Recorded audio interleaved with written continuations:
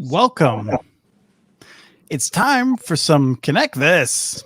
We're going to be doing some real talk about broadband in the trenches from the Institute for Local Self-Reliance. We've got two great guests, and the person that we put up with show after show, Travis, is back. I'm Christopher Mitchell at the Institute for Local Self-Reliance in St. Paul. Today, we have Dennis Pappas, who is the Director of Fiber Networks at the City of Longmont, where they call the fiber service Nextlight. Welcome. Thank you. And we also have Christy Batts, the Broadband Division Manager at the City of Clarksville, Tennessee, someone who's been on Broadband Bits at least 2 times, and I'd like to have on like 10 times more. Welcome to the show.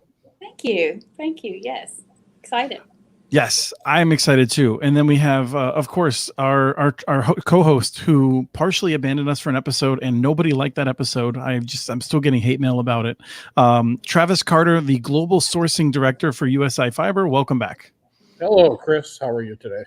I'm doing good. How are your vendors treating you? Good. How's my chicken wing bet coming along? Let's talk about other things. All right. I think I'm going to win. We are going to dive right into a quick game of telecom peekaboo, just with a photo to identify, and then we're going to get into the fun conversation about how Longmont and Clarksville built really cool networks.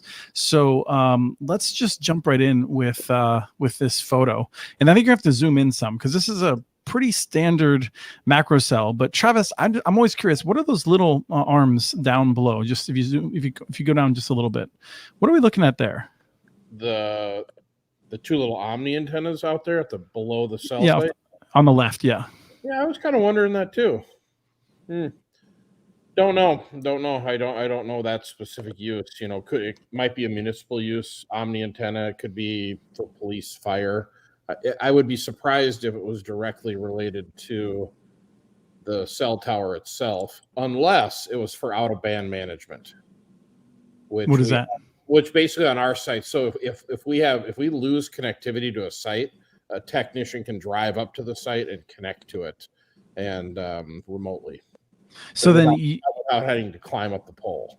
And the term out of band seems actually relatively good timing, given that Facebook locked itself out of apparently a number of secure rooms when its border gateway protocol configuration didn't work, and a whole bunch of their security just locked everyone out, and then they couldn't fix it. Security, voice over IP, when everything relies on the network and the network isn't there, it all fails. So, all right. Then if you scroll down a little bit more, there's another Omni, and you're calling them Omnis because I think this is another fun part of this. There's no way it's shaped; it just goes out in all directions. Yeah. But the cells up above, the way they're designed, they can actually they can be directional because you can time the signals so that they reinforce each other. Is that right? Yeah, but so if you look down, you see the 2 little round antennas too. It looks like they have some sort of backhaul up here. So I guess my basic thought is the top part is the cellular service, and these bottom 2 are probably municipal of some type. Okay. It looks like it might relay backhaul and then be some sort of access. So, actually, where was this? Was this here in Minneapolis or what? It was in Minnesota. I'm not sure where. Somewhere Rye took it. Should give him credit. Yep. And is that something public safety would use, or is something else? Yeah. You never know. The government has all kinds of fancy stuff we don't know about. So here we go. I was curious if we were going to get through the show without you talking about whatever our president's plan is for the ports, but we'll save that for the end when people have had a chance to get a drink. All right, perfect. The show really so I should say Christy and Dennis, if you have any thoughts about that, we'd like to just sort of look at a different shot of telecommunications infrastructure and try to figure out what we know about it. Well, the picture you're just showing is kind of funny. We are doing a shot that's going to go down into a small community called Del Camino, and it's going to provide about a gig broadband service to students on a free and reduced lunch program. We're going to provide service into the community center, and it'll be into the parking lot. There's a pool area there, and that's kind of the technology that we're using. That's a point-to-point shot to get out of Longmont and head east out towards the interstate.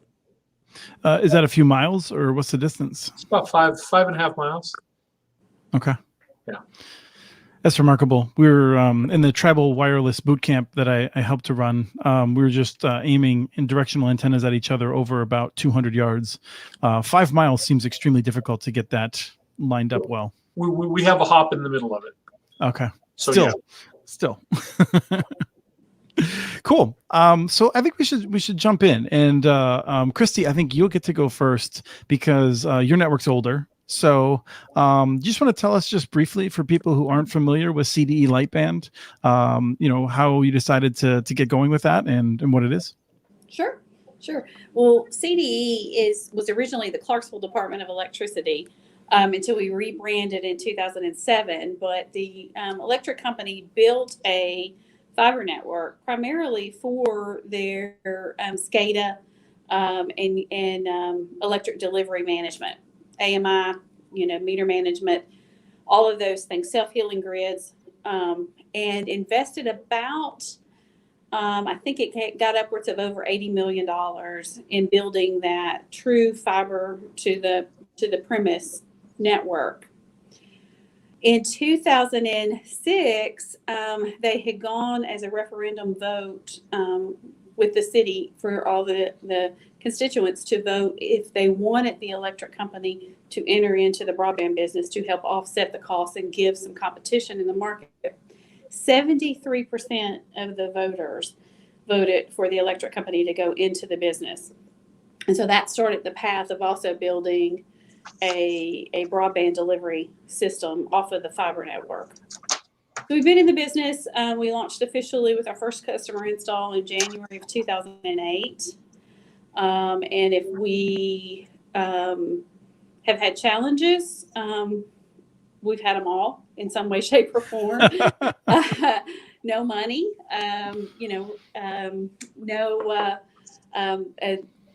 an initial investment, significant investment in infrastructure that was not designed to deliver a solid internet or television product. And we're full triple play. They went old school and went TV, internet, and phone. And we still are doing all of those things because that's what the citizens voted that they wanted. And so we, had significant challenges. Still to this day, there's some challenges in the way that we're probably structured a little differently than some other municipalities, in that because we're part of the TVA, Tennessee Valley Authority regulatory system, each entity, the electric entity and the broadband entity, have to survive on their own. And broadband had $0. The bond dollars were not borrowed for broadband, they were borrowed for the fiber network. The electric side of the business owns the fiber network, and the broadband side of the business leases that fiber network from them.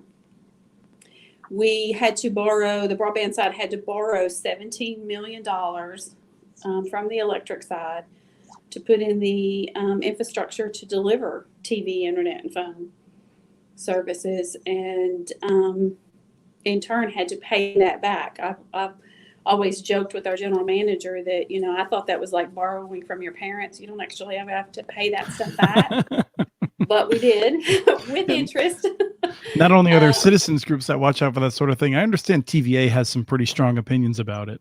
They had some very strong opinions about it, and some very, I will say it as nicely as I possibly can. We had some really strong advocates on the TVA side, but we also had some very strong folks that didn't really want to see our electric companies get into the business of delivering broadband services, more so because they wanted to protect the electric ratepayers from any exposure if these systems didn't fail. So we had a lot of regulatory oversight from that organization. In the long run, it's paid out, and they've shifted as an organization, and they see now the value of these municipalities getting into the broadband business and what it can mean, not only with the fiber and the electric management, but what the revenues generated by broadband can do for the utility as well. So, that's something that you and I have talked about quite a bit on Broadband Bits. I'm sure we'll have a chance to talk about that again. Okay.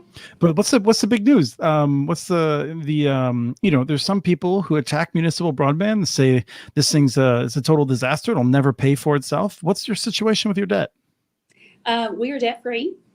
So we this past June made our last $2.5 million payment on the $17.5 million loan. So we are operating in the black and have been since 2015, have zero debt, and are carrying our own and growing exponentially. And you're landlocked by a co-op, so you can't expand if you want to. That's right.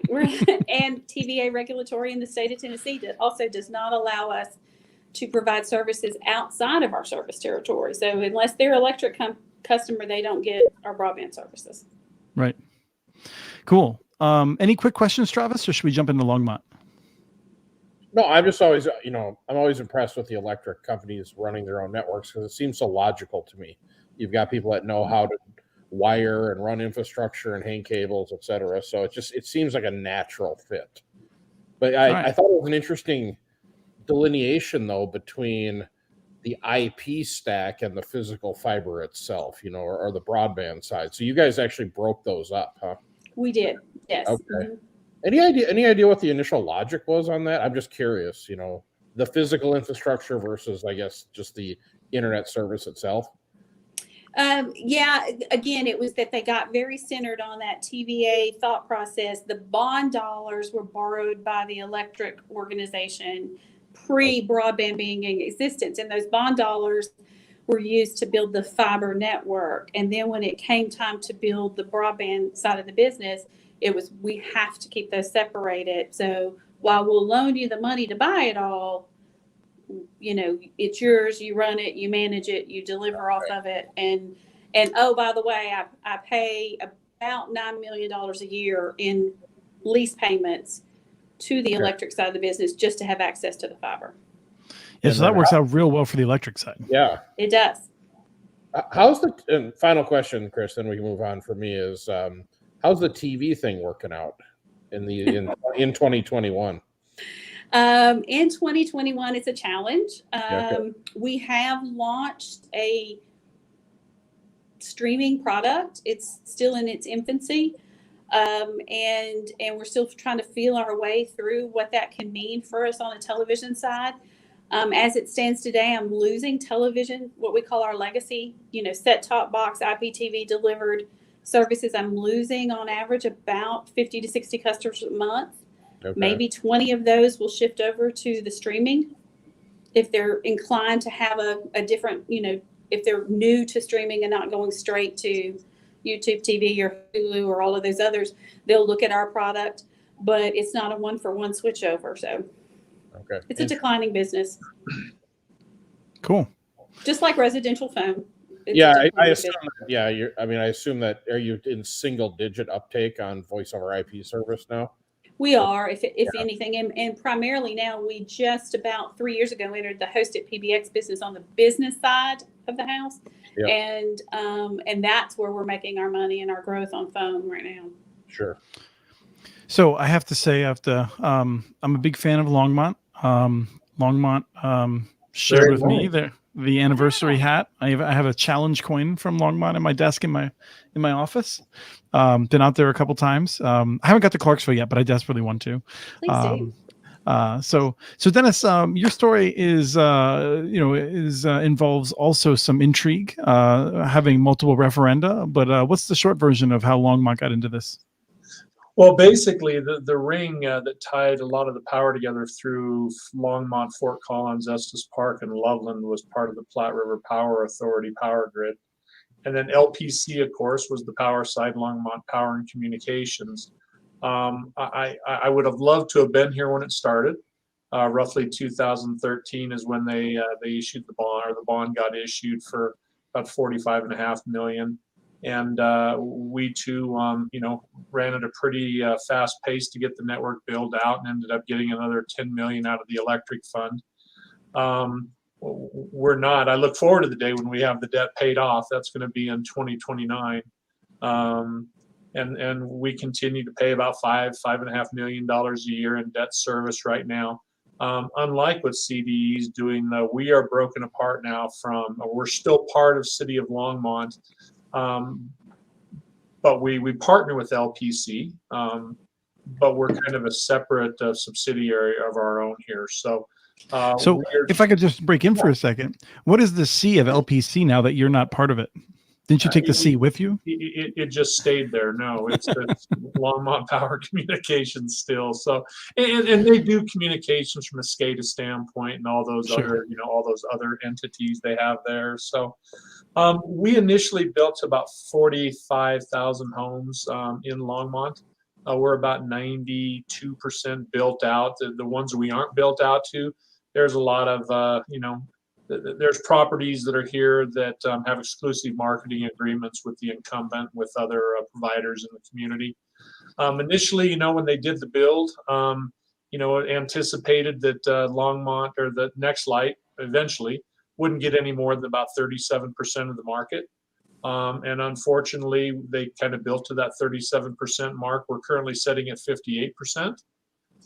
So we are, in some areas we're finding that we're having to do a lot of juggling with the facilities in order to get capacity into areas. But we have a very aggressive program to do reinforcements, and we're doing a lot of rehabilitation work right now in some of the earlier phases that got built up so we could free up those fibers. Kind of changing out the technology, moving more to a splitter cabinet than what we had in the original technology. So Longmont was built in 6 phases.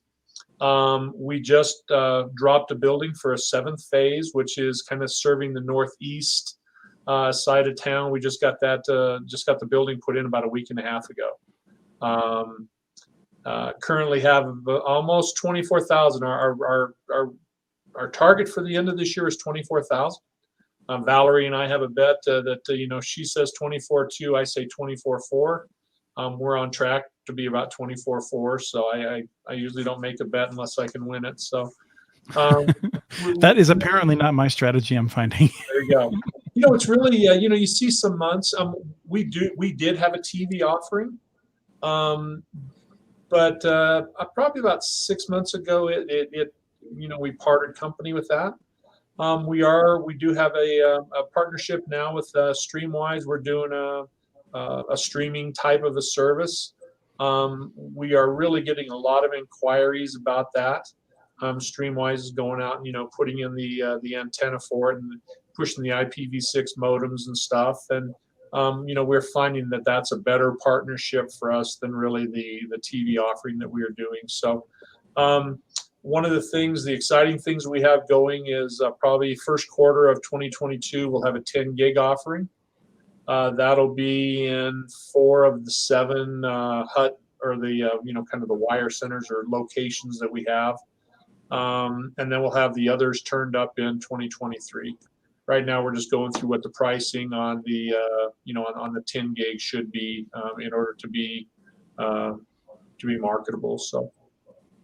So the thing that I think, and please, I have no inside information on this, but I've long credited Longmont's remarkable success with to hit 50% in 5 years, I think, and to still be growing, knowing that 92% of those early customers were charter members, where Longmont said if you sign up in the first 3 months that we turn on a service in your neighborhood, then you will get this price, a $50 gigabit for life.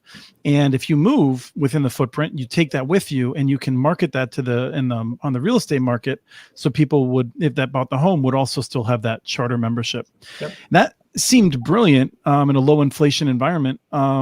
Is there any heartburn now, or what's the reality in terms of that now? No heartburn with that. In fact, we're getting questions. There's a couple communities that we just are building out into, and they're asking that question about the charter rates. You've been going for 5-6 years. Can we still get the charter rate? So that's one thing we're having to look at. But no, we don't. We have no reservations about offering that. And still, why isn't anyone else doing it? I mean, I look like Comcast looks like they're playing all kinds of games up in Fort Collins, and they don't want to take what looks like a really good recipe from you. I don't know. It's been really interesting to see kind of the reaction of both Comcast and CenturyLink in this market. And I'll, full disclosure, I was with CenturyLink for 39 years. One of my What did you start when you were 12? I wish. I started actually when I was 15, but one of my roles at CenturyLink later on in my career was fighting networks like this. I was in public policy, and we met with the city of Longmont and the folks here in Fort Collins and Loveland, and talked about the evils, and Utopia in Utah, and talked about the evils of a municipal build, and how it shouldn't be done on the taxpayers' back. And at the same time, we are kind of limiting where we are going to invest money from a CenturyLink standpoint. And I it's kind of funny, being on this side now, and you really see the impact and the benefits that we've had on the communities, from the longtime residents down to the students, down to just the businesses that we have. We really weren't that focused on businesses, a couple of years ago, and we've really, I think, made an impact there also. Cool. So those are the things I would let Travis jump in. Yeah. So you're providing IP only, no TV or phone at this point. We provide voice. You do? Okay. Yeah, we provide voice to our customers. Like I said, the TV. It was a amicable separation. It just wasn't working out for either of us. So yeah. And you're GPON, right? We are GPON, yes. And Christy, are you Ethernet? We're active Ethernet, yeah. Mm-hmm. I thought you might be. You're one of the rare ones in that part of the country. That's what Travis says. He's a strong believer in it. And I'm wondering, very, Dennis, very expensive up front, but it lasts a long time. Dennis, is one of your issues that you with the splits that you just don't have enough fibers for all the homes? Yeah, we ended up kind of backfeeding, at least in the first 2 or 3 phases. We ended up backfeeding on half the fiber to feed back to those other terminals and stuff, and it just wasn't it's just not a very economical use of those fibers. So what we're finding is with the take rate we have and the rehab we're doing, you're sitting at about $12,000 for a fiber that you can recover. And so we're really putting a lot of emphasis on really 3 different initiatives. We're doing that rehab because we're about 15% aerial, 85% buried. So, and we have some huge squirrels here that love non-shielded fiber. We're also doing an initiative on this ring that we have, a 17-mile ring that's got a 52 nodes on it running around the city, kind of cleaning that up because some of that also is aerial, and we've had some, we kind of did some cut arounds and some tubes that don't, make the full route of the ring. So, and then we're trying to do this just recovery of the pairs or the strands, by putting in splitter cabinets in areas and just being very methodical about our approach. We're hiring additional engineer and additional fiber splicer that are really just going to be focused on that, and that's going to be their main job. And it's going to be it's going to take us something that's probably 3 to 5 years to correct all this. What does it mean, $12,000 per fiber that you can recover? We basically just take a look at the splits that we do on a fiber. We're going to a 32 split type of a deal, and if you take a look and you put 58% of that 32, and then you apply the rate to it for the services that we offer. That's kind of a ballpark number that we came up with for every strand that we recover. And that way it's kind of easy when you go in from a budget standpoint and you talk about these different initiatives, how much sense it makes to spend your time doing this because you recover the dollars on the back end of it. Sure. Okay, Travis, I'll stop jumping in, but I won't. Well, the question that I have, Dennis, because it's what we've struggled with, and I don't know, Christy, if you have some thoughts on this, is what is your maximum penetration rate? Because we, year over year, like we're similar to you, we call our builds phases. And so let's just say phase number 1 that was built 12 years ago, we're still getting new customers on every single year. So we're really struggling with where is the high water mark on adoption in these fiber networks? I think our rate from an adoption standpoint, we're taking 42 customers every week. We get new customers. we have roughly 35 or 3,600 MDU units that we're going to turn up in the next 12 to 18 months. We still have a ton of building going on here. Longmont is annexing square miles of property that's on the north side of Highway 66, which is kind of north of where our plant is right now. And those are all going to be filled with homes. I literally think we can get to I'd like to be 63, 65%. I think that's, and when you take a look, and the anticipated was 37, if you can, blow that out of the water, I think it's a credit to the folks that you have doing all that work, and, the sales and marketing people that we have on the team. So I think Cedar Falls plays in the 80s and the 80%, but they're going up against MediaCom, so that's not too surprising. Yeah. Christy, are you able to share any of your kind of percentage wise on your older? Yeah, we continue to hover around the 35% penetration. Okay. Part of our challenge is we're not only a university market, we have a state university here, but we're also a military market. Okay. We'll do average 750 new connects a month, and have done that consistently through, month after month after month for years. But we'll also disconnect 650. So it's a high churn market, and it will always be. It's been that way, for as long as I've been in this market, and I don't see that changing. So that 35%, 40% range is probably about the best we're ever going to hope for, but simply because of the volatility of the market. And that was one of the reasons you went into this, right? Because you couldn't roll a truck for all those electricity disconnects all the time. Is that right? Correct. That's the first thing we did out of the AMI piece of the fiber, was replace all of the meters with fiber read and now wirelessly read collectors that saved us all those truck rolls. So you moved away from the fiber read collectors. We did. We have fiber run to collectors, and then most all the meters now, we're in the process of switching most of those out, but most all of those meters now are being read wirelessly. And we are just starting AMI in Longmont. Is that because the meters, it's easier to get the wireless versions versus fiber versions? Because it is. A fiber attached home is relatively rare compared, because even in Minneapolis, where we've got a pretty solid footprint, we still have all wireless readers. Yes. The city has. And that's it. Absolutely. Yeah. And you've got less of a maintenance issue too with that fiber drop. It's not as big a deal if there's something that happens with that fiber drop, whether it's underground or overhead.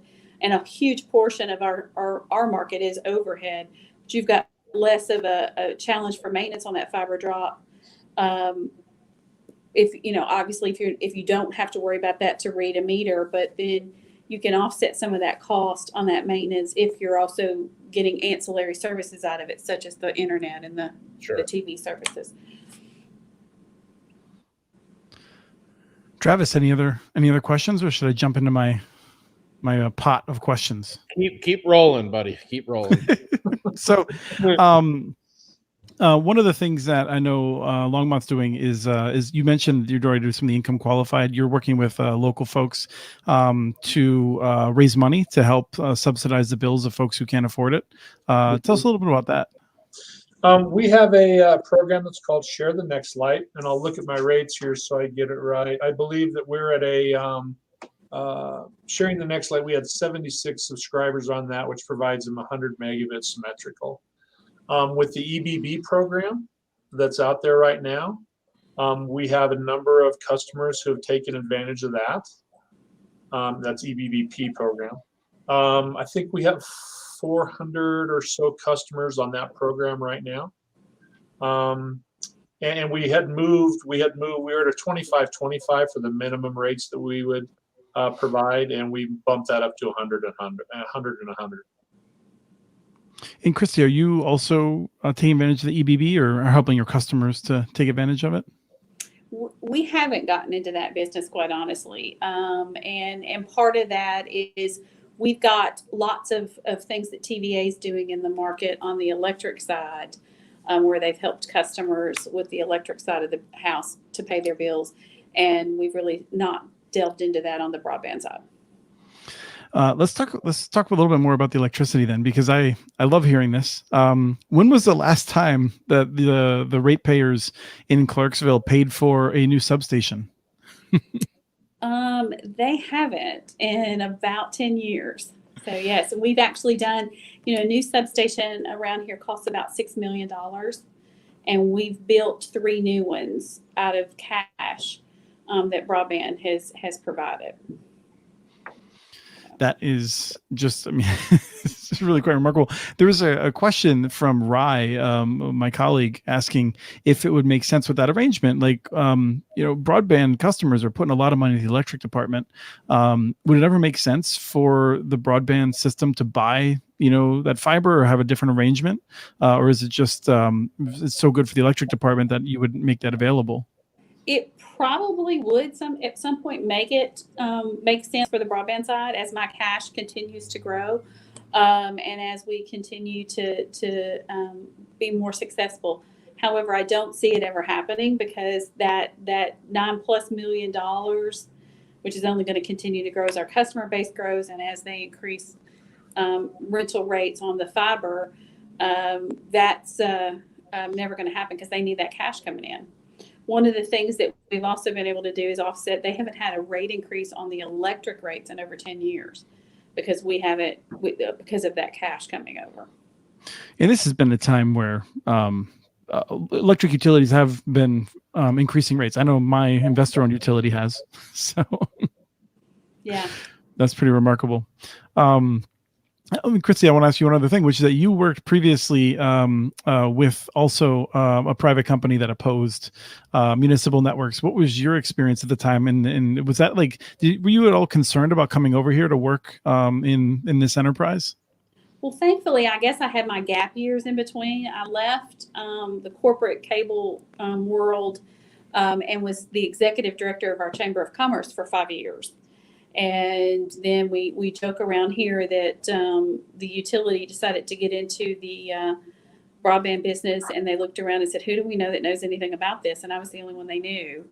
And so they lured me over. So I had a little bit of a gap in between the two, but interesting and somewhat uncomfortable story was that I was at a meeting with several general managers from the utility side, and one of the general managers had worked with me at another system, had worked at another system in the same corporation I was at, and had left and gone to the utility side.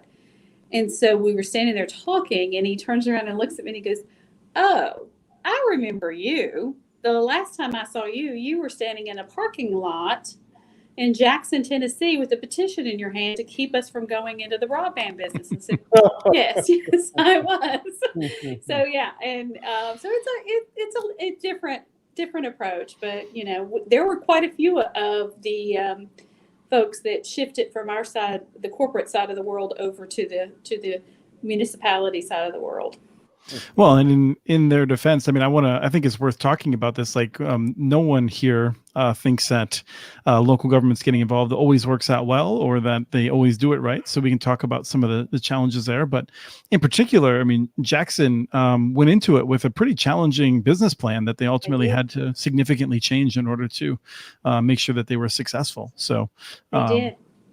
And there are still some communities that was not the only community we fought. And there's still a small community to the north of us in Kentucky that we battled against from the corporate world perspective, that to this day, and I'm great friends. They've got a small wireless internet offering, but nothing wired and no television or anything else. But to this day, I would still argue that that's not the community to make a massive multi-million-dollar investment in, because it's not a growing community, and it challenges those smaller communities. Yes, we'd love to see everyone have opportunities and choice and expansion, but when it just doesn't make sense for the ratepayers and or taxpayers in this case, it's a little hard for some of these smaller communities to do that. Now it's getting better, obviously, with more funds being provided, but at the time those funds were not out there.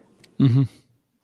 Dennis, I'm curious. One of the things that we have as an interesting oddity is our show has both some viewers who are very supportive of communities doing it themselves, very focused on that, like myself, but also a lot of people who are just interested as small companies or entrepreneurs getting into this space. And I always like to talk about what is it like and what advice would you have for someone that's trying to get into this space at the where they're not starting off with $50 million, right? They're starting off maybe with like hundreds of thousands or a few million to get started. Is there any advice you give besides go back in time before all the prices went up? Yeah. Buy all your stuff 24 months ago. So, I think the advice is that you got to be very ingrained in the community that you're going into. And I think there's, if you have limited funds, it's going out and finding those communities that are willing from a homeowners association standpoint to kind of help along with that build, and then, start using those revenues, and then just going in and prioritizing the sites that you want to build to as you have the money to do it. I mean, we were very fortunate from the standpoint of, somebody had the vision on the LPC side starting in '98 that they were going to start placing capacity in the network so when the fiber dreams ever came true, that there would be pathway there for us to use. I've been involved in those builds where you're having to bore everything in, and it's costly, it's expensive, and it's establishing those relationships with the utilities in the city, and then with those customers in the city to be very strategic in how you roll out your network, and very realistic about how you do that, because the last thing you want to do, of course, is set expectations with potential customers and then fall short of that, because you'll lose them. So, And Christy, have any additional advice? Yeah, I'd have to echo what Dennis says. I mean, and the other piece of that too is know the market, know what the potential for that market could possibly be. Is it a growing market? Is it new industry, new home builds? Are those things happening in the market that will lend naturally to growth? One of the things that saved us initially in the early days when we had no money, and every dime we had to go to buy set-top boxes and receivers and encoders and all that great fun stuff, was that because we were an electric utility, we didn't have the dollars to heavily market in our community. So we had to go about training customer service reps who are used to taking an order for electric, because everybody has to have electric, and turn them into salespeople. And that's where we spent our efforts at. And it made a huge difference in how we approached it. But again, if we hadn't been a market or a community that had new people moving in on a regular basis, we wouldn't have had those opportunities either. Mm-hmm. So take a look at the market, really know the market you're entering into. Now, Travis, I got to know, do you survey customers for satisfaction and things like that? I know that you keep a close eye on social media for the outliers and things like that. How do you keep track of whether or not people like your network? Yeah, so a lot is people are very vocal on social media. This back in the 2000s, if the internet was down for a little bit, people would go outside or they'd go do something else. Now, if you miss one or two pings, you're like the evilest person on planet Earth. So the demand for internet is much more sensitive. But no, yeah, I mean, we send out surveys, and we're constantly monitoring social media. It's amazing, the things you have to do to keep that customer satisfaction as high as humanly possible. I bring it up because I don't know if Dennis over there is juking the stats, but I think of one of the presentations you gave where we were together in a group. You had, I always think of it, and this might be a little distasteful for some, but I think of it as Saddam Hussein numbers for very satisfied, which just seems suspicious. Yeah. What are your surveys showing? Well over. I don't have it in front of me here. Well over 90% we were satisfied customers, and 92% of that number was very satisfied. I mean, it's really it's been very refreshing being here. I was talking to one of the CSRs, and they went across the street to eat. I think there's a Chipotle over there that they went to eat at, and a person standing in line with them said, "Oh, you work for Nextlight?" "Yeah." And they said, "We love your service. Let us buy your lunch." That just never happened in the world that I was kind of raised in, to where that happened. I mean, people love the service, and they love it because we're local, right? They call, they're getting a person that lives in the community. We're out there that day, if not early the next day. Our techs are all homegrown, people that haven't worked in the industry, so they don't have all that preconceived notion about, oh, we used to do it this way there, types of things. I mean, we have, techs that worked in the oil field, and we're plumbers, and we're garage door repair guys, and they've just all as a team kind of moved along and advanced in their knowledge and stuff. And the community, I mean, the community loves the power side, and they love the broadband side of it.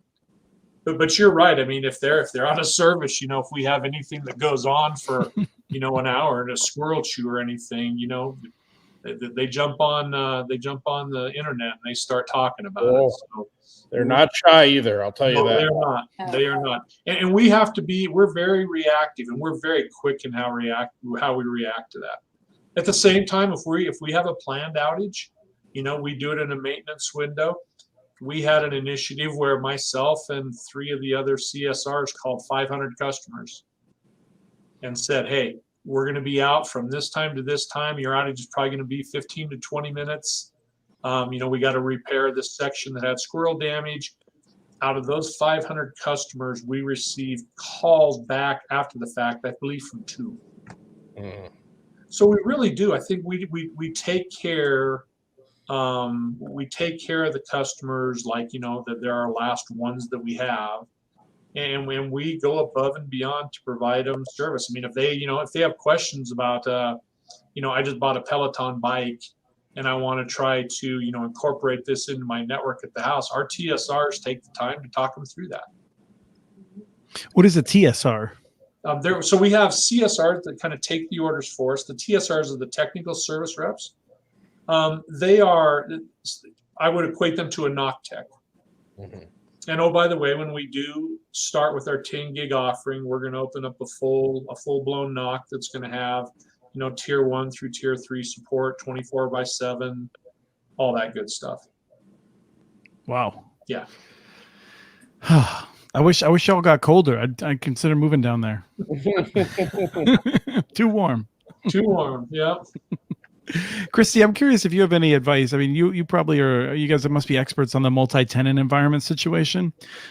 We've talked with different ISPs before, and Travis has a really great setup that he's talked about a bit, and also said that Minneapolis, they get 50% of all of those apartment buildings switch over every year. So you're dealing with that constantly. You must have some tricks that you've used to get in there. Well, the interesting thing in our market, because of who we compete against, and because so many of so much of our market's new build too. We have lots of new subdivisions coming up. I mean, it's not unheard of for us to have multiple subdivisions with 1,000 to 1,200 new homes available annually, and they're selling like crazy. But we're first in because when we run the power in, we're running the fiber in right along with the power, and the other providers in the market are not as fast to do that. We've also worked really, really hard with our home builders associations and our realtor associations and our property managers for new build MDUs, and in a lot of cases, without agreements, without exclusivities or anything else, they're only wiring for us. And so we're in there, and it's in there from day one, and it's about relationship building at that point. And then we, talking about customer service satisfaction, in addition to the heavy churn that we have leaving our market annually, we also have a lot of churn of them moving around in our market. So they get stationed here, they move into the market, they're not sure where they want to live, they're not sure what school systems they want to be in. They dump in here, they choose an apartment or a house or whatever, and then the next thing you know, they're moving to the next hot subdivision or the next apartment complex that they want to be in. And so they move around quite a bit. And we are now finding, and we're hearing from our home builders and our MDU builders that they're seeing tenants come in, or potential tenants or buyers asking if our service is available, and if it's not, in some cases they're not able to they make a sale or rent a unit. So that's kind of been a real positive for us as well, to get ahead of the game and compete. The incumbent providers here are just not making the investment to get in there as fast as we are, and we're banking on that. Yeah, and I was curious how that's going in Longmont too, in part because I feel like from afar, it looked like you're competing against Comcast, which I think of as being one of the hardest cable companies to compete against just for quality of product. You're competing against CenturyLink, which is putting fiber to a number of MDUs. And they're, I mean, I'm in my office at work, I'm on CenturyLink 100 megabit symmetrical service. And it's quite good. So what is it like going up in those environments? And I know that there's probably lots of MDUs that are leaving behind where they're not connecting, but where you're facing that stiff competition, what does it look like for you? We've got, for the first time about 2 months ago, our take rate for apartments, MDUs, was over 50%. I think we're at 52% now from a take rate standpoint. We're doing a lot of bulk agreements. We have a great sales team. They are very good at, going out and meeting with the office and getting a bulk agreement signed, where it's just part of the homeowner's dues that they pay for broadband services. And we also do a very good job in going into those areas where, they've got exclusive marketing agreements today, and getting in front of those customers and being able to, jump in as soon as it becomes available. We had one that we just did a retrofit and ran basically fiber to a number of buildings. There's 504 units, I think, in there. We finished up with it probably 3 months ago. We've already got 25% of the units there. So again, we're, the one product that concerns me, and we're trying to figure this out. CenturyLink has CenturyLink on. When you open up your computer, when you move into a new apartment, this walled garden pops up, says welcome. And you can go in, just use your credit card, sign up for it, hit the button, and, it turns it on for you. We need to figure out from an MDU standpoint on how we do that. We're doing ONT leave behinds right now in all the units that we wire to going forward. So we'll have that capability. We just have to figure out how we kind of put ourselves first in the line when they open up that computer, that we come up first. So.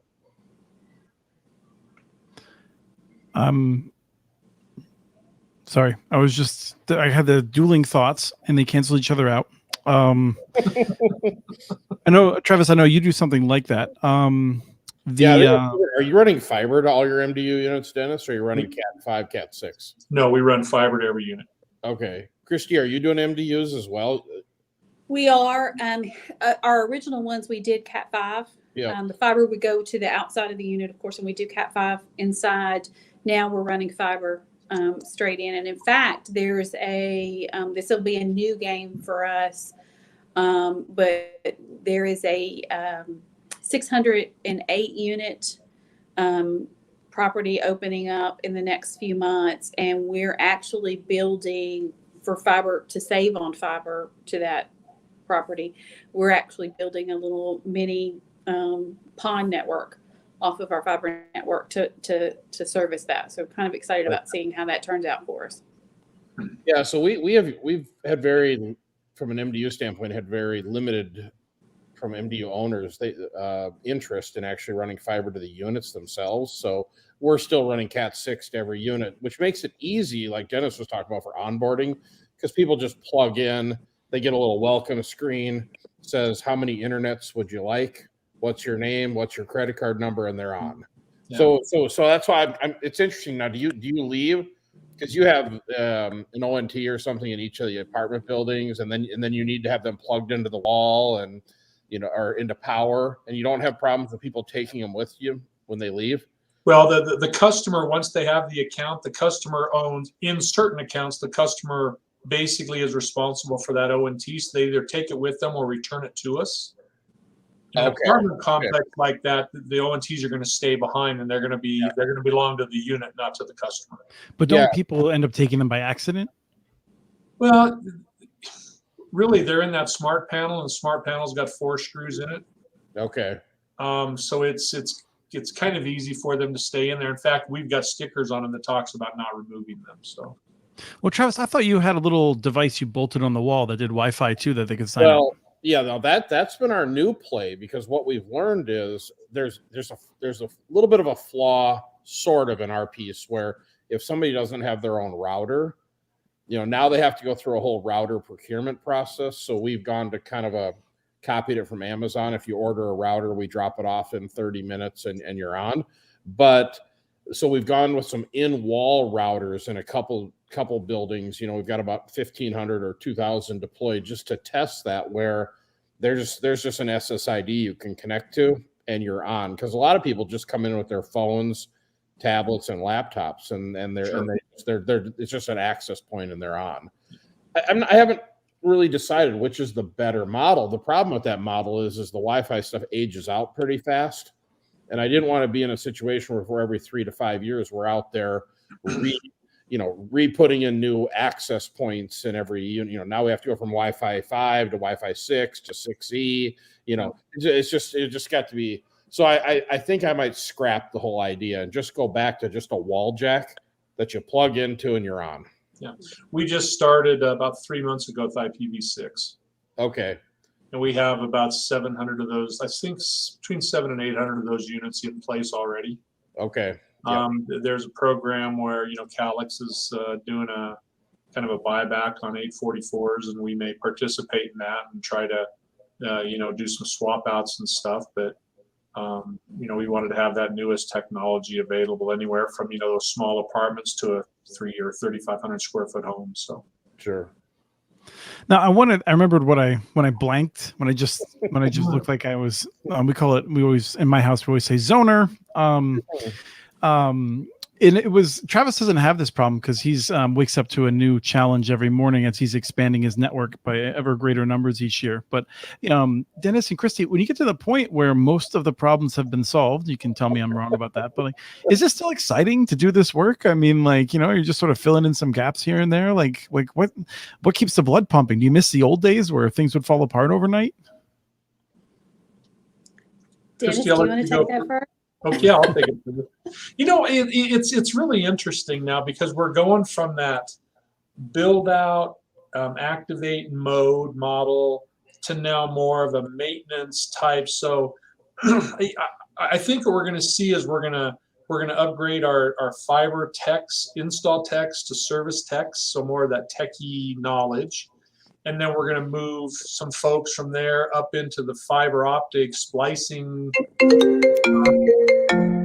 It's work that is transitioning, and I think it's just exciting. The next 3 to 5 years, that's what we're going to be doing. Is we're going to be, we'll build as we need to, but we're going to be maintaining and really providing more services, more robust services over this network.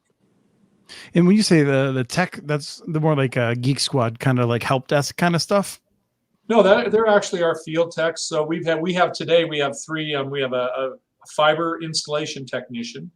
Then we have a service technician, and they're more advanced. They can get in and do move jumpers around in into the huts and stuff. And then we have the actual fiber splicers that do all of our maintenance. And then as they need to get involved in cuts, they do that. So. No, those are the technicians that I'm talking about. And those are the ones that we want to try to, we have 5 fiber installation techs today, and I think maybe in 2 years we may only have 2 or 3 because I think we're going to see that activity. We're on a 6% growth rate right now. I think it's going to stay 6% probably through 23, but then I think we're going to see a little bit of a drop off. I say that as I see that we're still annexing land like there's no tomorrow. So well, I just saw Newtown on social media saying that they really needed Longmont to expand, or they needed to build something like Longmont or something like that. So I'm sure there's small towns around you who are hoping that you're going to put those crews to work in their areas. Well, you know, it's interesting you talk about that, because there are some communities that are east of the interstate, and my thinking is, well, you know, we have a DOS scrubber that we just invested a lot of money in. We've got all of this back office. We have these technicians.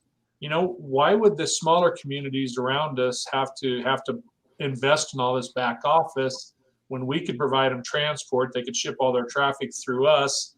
We take their orders, we do their dispatching, we would scrub all the, you know, prevent the DOS attacks, do all that. So I mean, kind of long range, that's what I'm, you know, that's where my head's at, is thinking, you know, how can we use our network to advantage the others that are building around us, so they don't have to invest those dollars, they don't have to recreate the wheel, they don't have to go through the headaches that we went through. So, Christy, if you can remember back to the days when you had problems to solve, do you miss those days? I mean, yesterday, you know, it's still a challenge. It's still something I love doing every single day.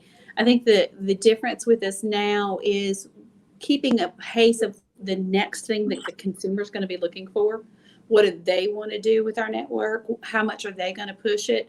And being, like I said, in a university and military market, they'll push the limits of the network. They'll make us work. If we're going to deliver a minimum of 250 meg services residentially and up to a gig, they're going to speed test that stuff every 5 minutes to make sure they're 250 to a gig, and looking at what their challenge, you know, what they're going to challenge us to do, and then building our partnerships with our enterprise customers as well.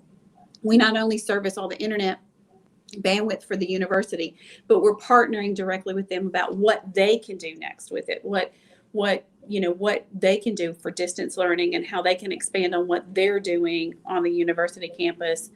You know, we service all of the school system buildings in our community and provide all the bandwidth for them, responding quickly for them. For example, last school year when they did almost immediately everyone virtual overnight, how do we support those? How do we support the school itself? How do we manage the bandwidth?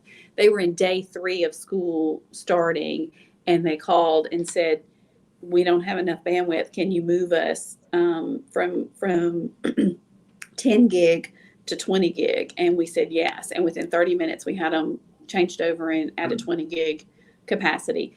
But you charged them 300% more, I hope. Oh, absolutely. Absolutely.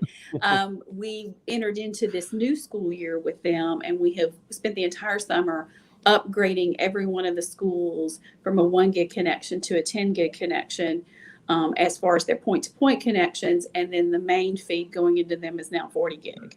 So keeping a pace of what our enterprise customers are going to be asking from us, and making sure the network's there to handle it.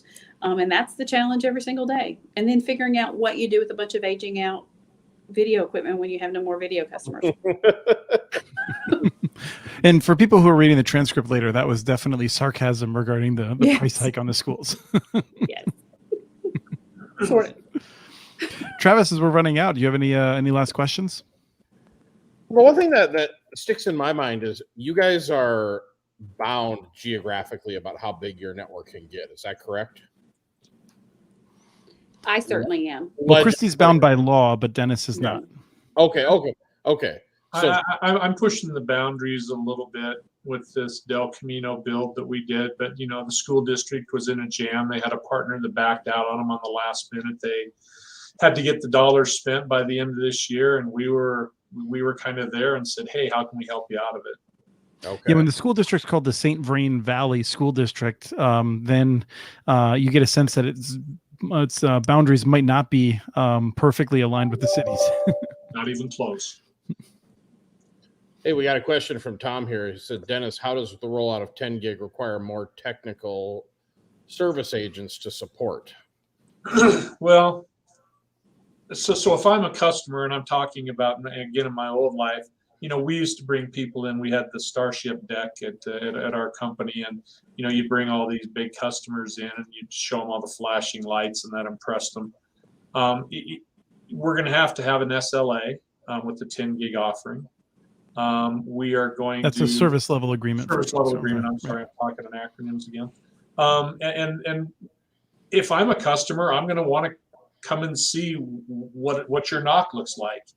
And right now, our knock looks like a call center closet. It's pretty small, and we're kind of jammed in there on top of each other. And I want to give them and show them that we how we monitor the network, and I want to have the big screen TVs that do 24/7 monitoring, and show what our scrubbers are doing and all that. So in order to do that, in order to staff it 24/7, we're going to have to grow a little bit, and that's the reason why we're going to get some new space, and we're going to officially declare that we have a knock, and the tier 1, tier 2, and tier 3 titles, and what each of those titles and levels is responsible for.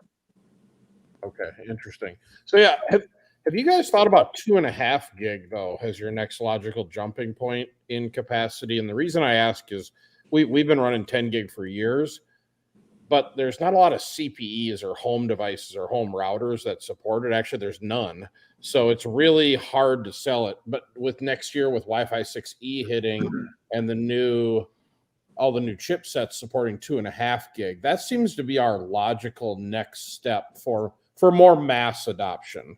I mean, don't tell anybody, but we've got 4 10 gig customers after about 5 years of doing it. So, and 3 of them I gave away just so that I can say we have them. So I'm just saying that, keep that on the DL though. But it's not a popular, it's going from 1 gig to 10 is a tough jump. Yeah. That's why I'm curious what you guys, I'm going 1 to 2.5. I just got something from the sales team today, in fact, that we're looking at pricing, and we've got a 2 gig and a 10 gig. So we just don't know. I mean, a community that's north of us, they're in the middle of their build out, and they've got 10 gig customers. They have one that's a trader, and they have 9 that are gamers. Yeah. So you just don't know what the demand's going to be for it. I think if you have it priced right, I think you run some risk if you have a price too low that you're going to have a capacity issue eventually. We just had problems with routers and then doing 10 gig handoff to customers. Customers just did not have equipment. Yeah. Christy, I'm curious if you're looking at that also. I mean, I feel like one of the smartest things the cable companies are starting to do is advertise 1200, megabits a second or whatever, just so they can say they're faster than a gig, even though we all know that the experience is nothing like having an actual fiber connection. Yeah. Well, we offer, of course, the 10 gig, and obviously beyond that, based on what I just told you with the school system, but we keep that at the enterprise level for a business customer. We don't do anything like that for the residential side, and we're in the process with equipment in our lab right now and looking at pricing points for a 2 gig to 2.5 gig, offering on the residential side, but haven't gotten there yet. So. Yeah, okay, what we're doing is we're putting what's called a multi-gig switch in at the home, so we can do 1, 2.5, 5, and 10. But we're only going to really offer the 2.5. Now, I'm with you, Christy. On the business side, we do 10 gig all day long because there's enterprise 10 gig handoff equipment available, but you're just not going to put a $10,000 router in somebody's home. Like some of the others, we had it for several years. We offered 10 gig for several years and had no takers on it until we closed the deal with the school system. We had one customer for the longest time, and that was our own electric company, and I sold it back to them so I could get some of my money back. Hopefully you charge them $9 million a year. So.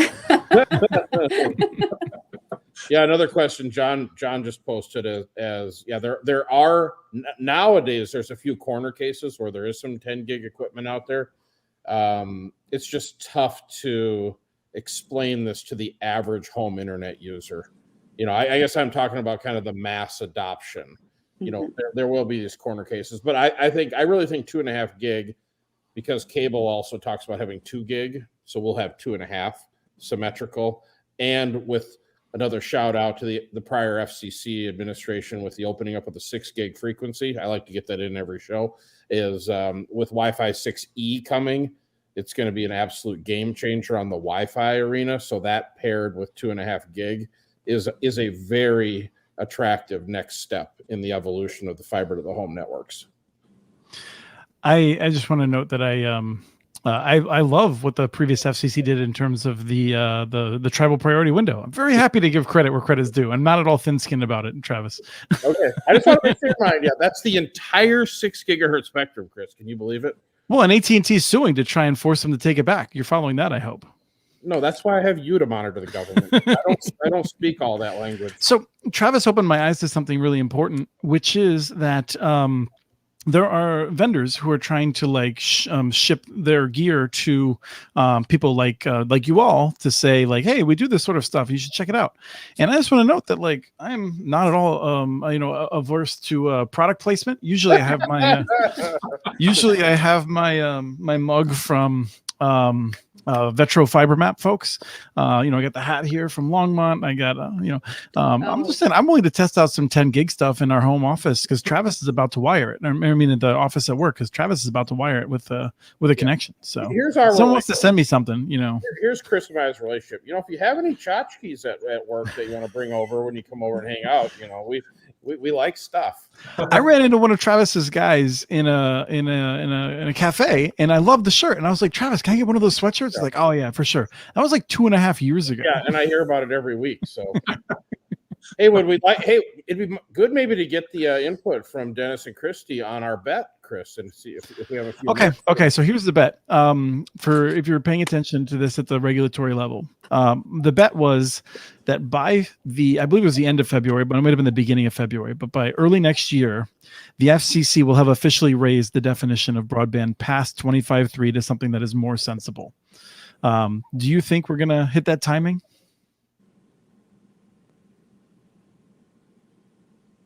I would say probably yes. Ooh. Christy, chicken wings. You want to bet?